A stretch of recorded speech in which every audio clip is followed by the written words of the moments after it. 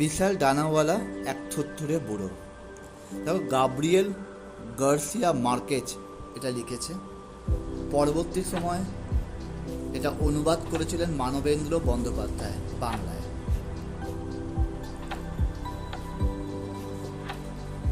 এই গল্পের যে বিষয়বস্তুটা, এটা একটা আন্তর্জাতিক গল্প। বিষয়বস্তুটা হচ্ছে 3 দিনের একটানা প্রবল বৃষ্টিতে পেলায়োদের বাড়ির উঠোন ছেয়ে যায় সামুদ্রিক কাঁকড়ায়। মানে প্রচণ্ড বৃষ্টি হচ্ছে। সাধারণত বৃষ্টি হলে কি হয়, উঠোন টুটন জলে ভর্তি হয়ে যায়, বিভিন্ন পোকামাকড়ের আশ্রয় নেয়। তা এখানেও পেলায়োদের একটা একজনের নাম, তাদের যে বাড়ির উঠোন সামুদ্রিক কাঁকড়ায় সেগুলো ভরে যায়। পেলায়ো আর এলিসেন্দা মনে করে মরা কাঁকড়ার পচা বদ গন্ধে তাদের নবজাত শিশুর জ্বর এসেছে। মানে কাঁকড়াগুলো হয়তো মরে গেছে এবং সেই গন্ধটাতে হয়তো নবজাত নতুন যে জন্ম নেওয়ার শিশুটা জ্বর এসেছে।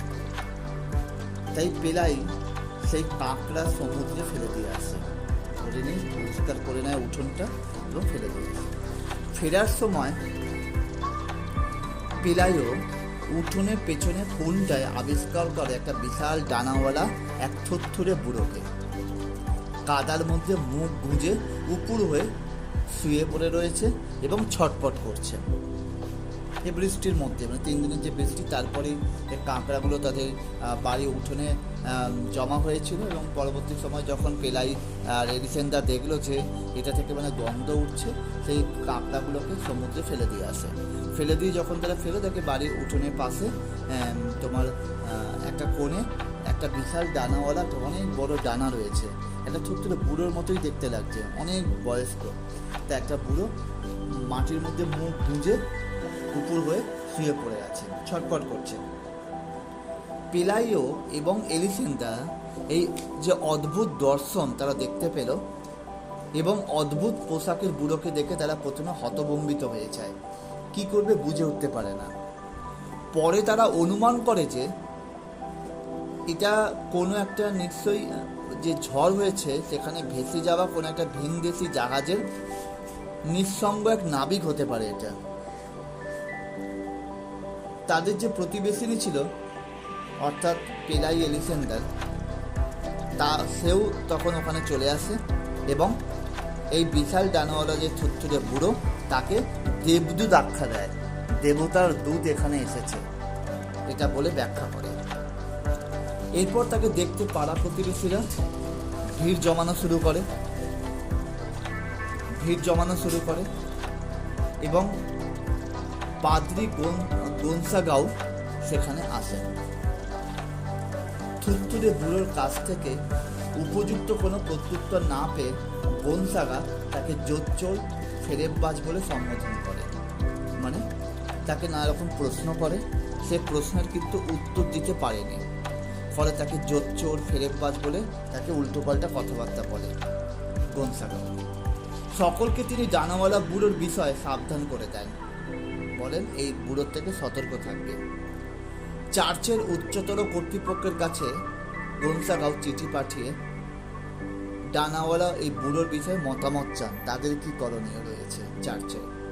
এদিকে দর্শনার্থীর সংখ্যা বেড়ে যাওয়ায় এলিসেন্দা উঠোনের চারপাশে বেড়া দিয়ে প্রতিটি দর্শনার্থীর কাছ থেকে দর্শনী বাবদ 5 সেন্ট করে আদায় করা শুরু করে। এত লোক বেড়ে যায়, এত দর্শনার্থী হয়ে যায় যে তাদের জন্য টিকিটের ব্যবস্থা করে। এতে একটা রোজগারের ব্যবস্থা হবে এলিসেন্দার। অতৃপ্ত, অসুস্থ এবং অসুখী মানুষেরা নিজেদের স্বাস্থ্য সুখের সন্ধানে ভিড় করে সেই ডানাওয়ালা বুড়োর খাঁচার সামনে, মনে করে এটা দেবদূত, এখানে এলে তাদের যাবতীয় সমস্যা দূরীভূত হবে। অন্যদিকে তাকে নিয়ে শোরগোলের মধ্যে ডানাওয়ালা বুড়ো কিন্তু তাকে প্রতিক্রিয়াহীন এবং উদাসীন থাকে।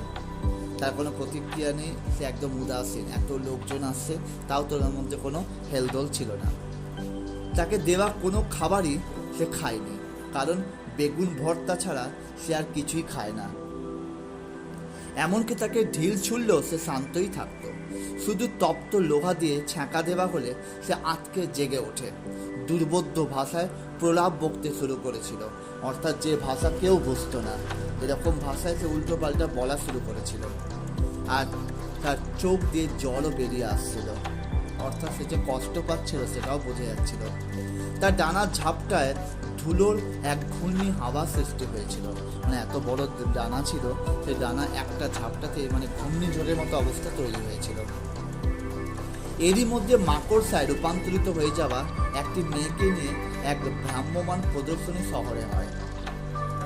মাকড়সায় রূপান্তরিত হয়ে যাওয়া একটা মেয়েকে একটা ভ্রাম্যমান প্রদর্শনী হয়।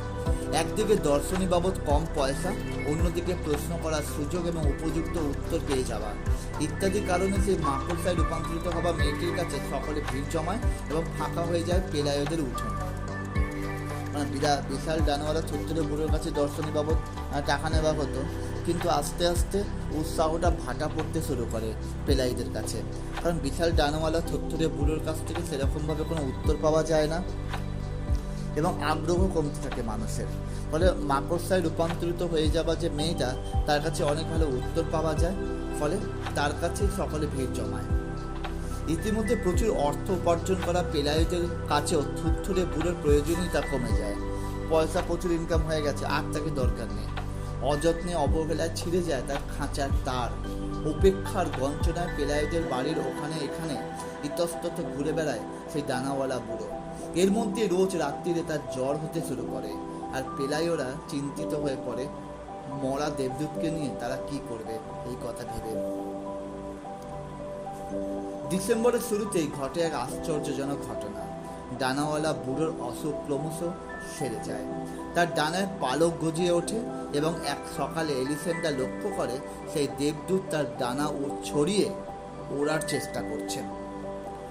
অগোছালো এবং অনবস্ত ছিল তার ওড়ার চেষ্টা, মানে ঠিক মতো সে উঠতে পারছিল না, কিন্তু খুব তাড়াতাড়ি সে উঠতে পারবে এবং শেষ বাড়িগুলোর মাথা ছাড়িয়ে শেষ পর্যন্ত সে উড়ে যায়। ক্রমশ দিগন্তে একটা ফুটকির মতো হয়ে মিলিয়ে যায় সে। অর্থাৎ যে ডানাওয়ালা থুতথুরে বুড়োকে নিয়ে এত আগ্রহ ছিল, এলিসেন্ডারা দর্শনী বাবদ পয়সা ইনকাম করার একটা ব্যবস্থা করেছিল, কিন্তু শহরে যখন হঠাৎ মাকড়সায় রূপান্তরিত মেয়েটা আসে, তার প্রদর্শনী শুরু হয়, সেখানেই লোকে ভিড় জমাতে শুরু করে, ফলে এলিসেন্ডাদের উঠোনে আস্তে আস্তে ভাটা পড়তে শুরু করে। অন্যদিকে রোজগার কমে যায় এলিসেন্ডাদের, ফলে বিশাল ডানাওয়ালা থুতথুরে বুড়োর প্রতি যত্ন কমতে থাকে, আস্তে আস্তে অবহেলা বাড়তে থাকে। মাঝে মাঝে জ্বর আসতো, তখন এলিসেন্ডারা ভাবতো জ্বর হলে মরে গেলে এই দেবদূতকে নিয়ে কী করবে তারা। কিন্তু একটা সময় দেখা যায় ডিসেম্বরের শুরুতেই আস্তে আস্তে সেই ডানাওয়ালা থুতথুরে বুড়োর যে পালকগুলো গজিয়ে ওঠে এবং সে আস্তে আস্তে ওড়ার চেষ্টা করছে। শেষমেশ সে উড়ে যায় এবং আস্তে আস্তে দিগন্তে সে মিলিয়ে যায়, অর্থাৎ এলিসেন্ডাদের উঠোন থেকে আস্তে আস্তে দূর দিগন্তে সেই বিশাল ডানাওয়ালা থুতথুরে বুড়ো হারিয়ে যায়, উড়ে চলে যায়।